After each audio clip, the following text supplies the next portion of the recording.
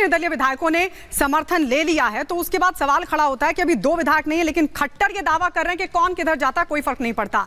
Traffic नियम में एक कहावत कही जाती है कि नजर हटी और दुर्घटना घटी। कुछ ऐसा ही हरियाणा की सियासत में देखने को मिल रहा है इस वक्त, क्योंकि जैसे लोकसभा चुनाव में बीजेपी के नेता वहां मशगूल हुए, तैयारियों में जुटे, इधर कांग्रेस ने खेला कर दिया। अब खेला क्या किया है कांग्रेस ने, इस रिपोर्ट में आपको दिखाते हैं।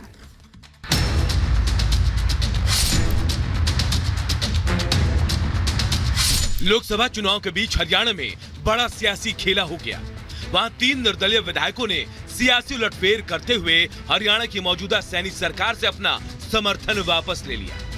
तीनों निर्दलीय विधायकों ने बकायदा इस बारे में मंगलवार को प्रेस कॉन्फ्रेंस बुलाया और घोषणा कर दी कि वो कांग्रेस का समर्थन करेंगे, जिसके बाद से ही कांग्रेस मांग कर रही है कि हरियाणा में अल्पमत में आई बीजेपी सरकार को इस्तीफा दे देना चाहिए और राज्य में राष्ट्रपति शासन लगाकर वहां चुनाव कराया जाना चाहिए। जब प्रोग्राम था हम सरकार के साथ, तो वहाँ किसी भी उसमें जैसे नीलो केडी प्रोग्राम करा, त्रोड़ी करा और निस्संग में करा, तो हमें कोई वहाँ सूचना ही नहीं दी कि भी आप भी आओ, तो आपको कैसा लगेगा। हमें तो महसूस हो रहा था, हम तो चलो कोई बात नहीं भाई, नहीं करा कोई बात नहीं। तो पब्लिक के आदेश थे, कई दिन से सरपंचों की वो चल रही थी, कई दिन से जो साथी थे अपने उनकी मीटिंग चल रही थी, उन्हें ये निर्णय लिया, तो मैं उसके अनुसार मैंने छोड़ दिया। उन्होंने जो बीजेपी सरकार को समर्थन दे रखा था, इंडिपेंडेंट विधायक हैं, उन्होंने समर्थन अपना वापस लिया है और बाहर से कांग्रेस को समर्थन देने का फैसला किया है। सरकार को तुरंत पद छोड़ देना चाहिए, इस्तीफा देना चाहिए और राष्ट्रपति शासन लागू कर देना चाहिए ताकि निष्पक्ष चुनाव हो जाए। वहीं पांव के नीचे से सियासी जमीन खिसकने के बाद सीएम नायब सिंह सैनी भी हैरान हैं। वो सियासी साजिश के लिए सीधे कांग्रेस पर आरोप जड़ रहे हैं। सीएम सैनी का आरोप है कि कांग्रेस इस कुचक्र में काफी वक्त से लगी थी, क्योंकि कांग्रेस को जनता के इच्छाओं से कोई मतलब नहीं है। शायद क्योंकि कांग्रेस आजकल इच्छाएं पूरी करने में लगी हुई है और लोग समझ रहे हैं, लोग सब जानते हैं कि किसकी इच्छा क्या है। क्योंकि कुछ लोगों को, जैसे कांग्रेस है, कांग्रेस को जनता की इच्छाओं से मतलब नहीं है, उनको तो अपनी इच्छाओं से मतलब है कि हमने अपनी इच्छाएं पूरी करनी है। प्रदेश में बदलाव निश्चित है और मैं तो ये भी कहूंगा कि ये सरकार अल्पमत में आ गई है। भाजपा सरकार अल्पमत में आ गई है। जो इन्होंने 48 विधायकों की लिस्ट दी थी, उसमें से कुछ विधायकों के तो इस्तीफे हुए हैं क्योंकि वो लोकसभा चुनाव लड़ रहे हैं, और कुछ निर्दलीय विधायकों ने आज भाजपा से समर्थन वापस लेकर कांग्रेस पार्टी को समर्थन देने का काम किया है। हालांकि हरियाणा में गहरा इस राजनीतिक संकट के बीच सीएम के मीडिया सचिव का दावा है कि हरियाणा की मौजूदा सरकार को कोई खतरा नहीं है और 3 निर्दलीय विधायकों के कांग्रेस को समर्थन देने के बावजूद हरियाणा सरकार पर इसका कोई असर नहीं पड़ेगा, क्योंकि कानून के हिसाब से हरियाणा की मौजूदा बीजेपी सरकार के खिलाफ सदन में अविश्वास प्रस्ताव लाया ही नहीं जा सकता। आज सरकार के पास 47 विधायकों का समर्थन है और जिस वजह से सरकार पूरी तरह से सुरक्षित है। वैसे भी अगर हम कानूनी दृष्टि से बात करें, संवैधानिक दृष्टि से बात करें, सरकार के खिलाफ अविश्वास प्रस्ताव नहीं आ सकता, क्योंकि इससे पहले विधानसभा सत्र के अंदर भूपेंद्र सिंह हुड्डा के नेतृत्व में कांग्रेस अविश्वास प्रस्ताव लेके आई थी जो गिर गया था, और कानून ये कहता है कि 6 महीने तक दोबारा अविश्वास प्रस्ताव नहीं लाया जा सकता। वहीं हरियाणा विधानसभा में संख्या बल का हिसाब लगाएं तो हरियाणा की बीजेपी सरकार अंक गणित के खेल में पिछड़ती दिख रही है, क्योंकि हरियाणा विधानसभा की मौजूदा 88 विधायकों की कुल संख्या में बीजेपी के पास महज 43 विधायकों का समर्थन है, जबकि हरियाणा में बहुमत का आंकड़ा 45 है। ऐसे में बीजेपी के सामने चुनौती कम से कम 2 विधायकों का समर्थन जुटाने की है। लेकिन इन सब के बीच बीजेपी के लिए राहत की बात यह भी है कि हाल के दिनों में जननायक जनता पार्टी यानी जेजेपी के कुछ विधायकों ने हरियाणा में बीजेपी को समर्थन देने के संकेत भी दिए, जो मुश्किल में बीजेपी के लिए ब्रह्मास्त्र का काम कर सकते हैं। लेकिन लोकसभा चुनाव के बीच और विधानसभा चुनाव से कुछ महीने पहले बीजेपी जोड़ तोड़ का कोई समीकरण तैयार करेगी या पार्टी ने कुछ और सोच रखा है, इसे लेकर बीजेपी अभी तक अपने पत्ते नहीं खोल रही है।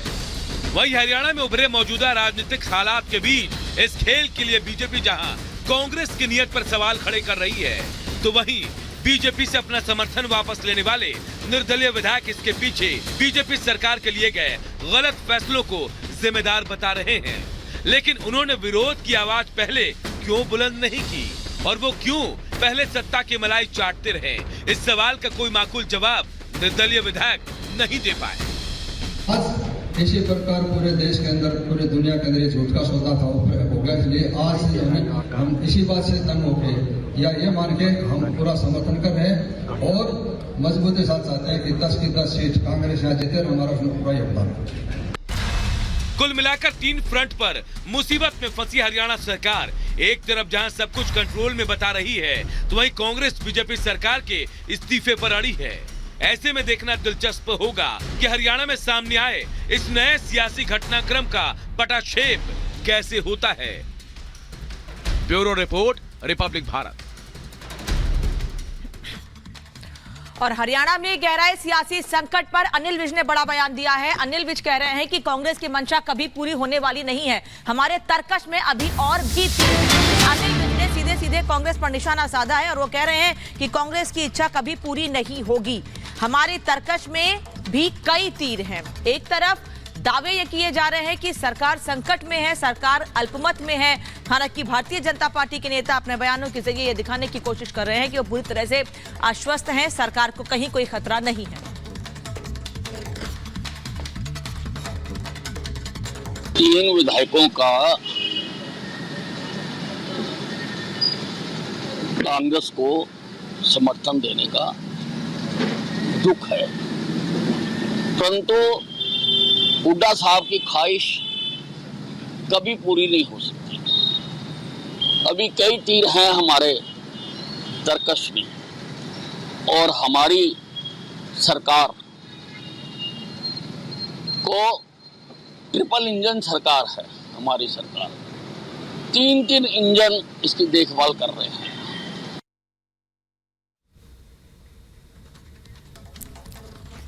और इसी बीच एक और बड़ी खबर आपको बता दें, सैम पित्रोदा की नस्ल भेदी टिप्पणी सामने आई है। उन्होंने कहा है कि पूर्वी भारत के लोग चाइनीज जैसे लगते हैं। देखिए, पहली बार नहीं है, सैम पित्रोदा हमेशा कुछ ना कुछ ऐसा बयान देते हैं, विवादित बयान देते हैं जिससे सुर्खियों में आ जाते हैं। और इस बार उन्होंने नस्ल भेदी टिप्पणी की है। पूर्वी भारत के लोग चाइनीज लगते हैं, पश्चिमी भारत के लोग अरब जैसे दिखते हैं, उत्तर भारतीय अंग्रेजों जैसे दिखते हैं, अफ्रीकन के जैसे दिखते हैं, साउथ इंडियन। ये उन्होंने नस्ल भेदी टिप्पणी की है सैम पित्रोदा ने। तो सैम पित्रोदा की नस्ल भेदी टिप्पणी।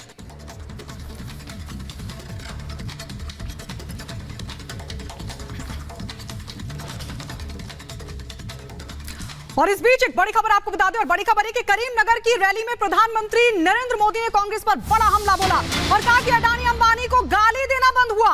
कांग्रेस ने अचानक विरोध बंद किया, ये सवाल उठा रहे हैं प्रधानमंत्री नरेंद्र मोदी। कांग्रेस को लेकर उन्होंने बड़ा हमला बोला और कहा कि अडानी अंबानी को गाली देना बंद हुआ। कांग्रेस ने अचानक विरोध बंद किया।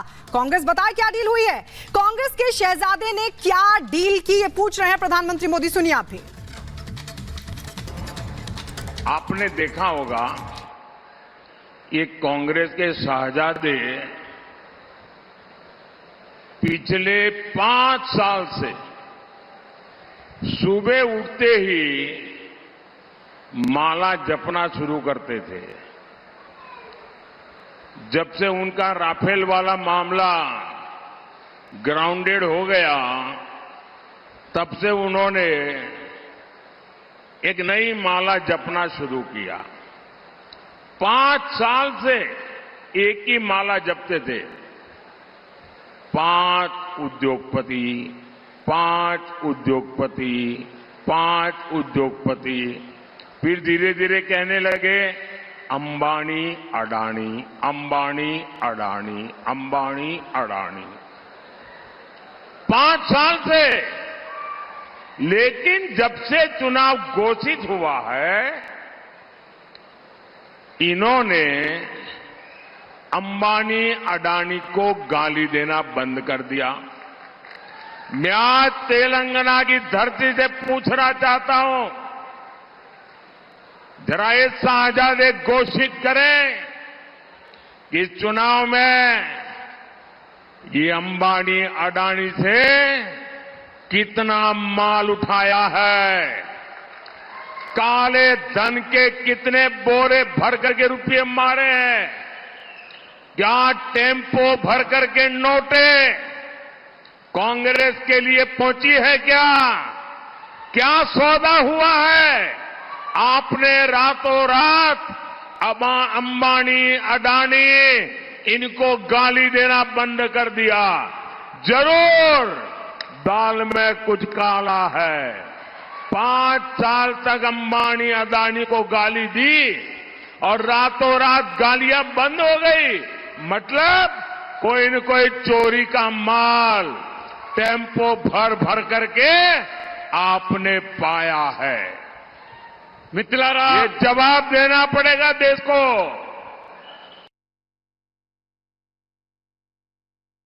प्रधानमंत्री नरेंद्र मोदी का कांग्रेस पर बड़ा हमला। उन्होंने कहा कि अडानी अंबानी को गाली देना बंद हो गया है। कांग्रेस ने अचानक से विरोध बंद किया है, तो क्यों किया है? कांग्रेस बताए कि आखिर क्या डील हुई है। कांग्रेस के शहजादे ने आखिर क्या ऐसी डील की है कि अब अडानी अंबानी को गाली देना बंद हो गया है।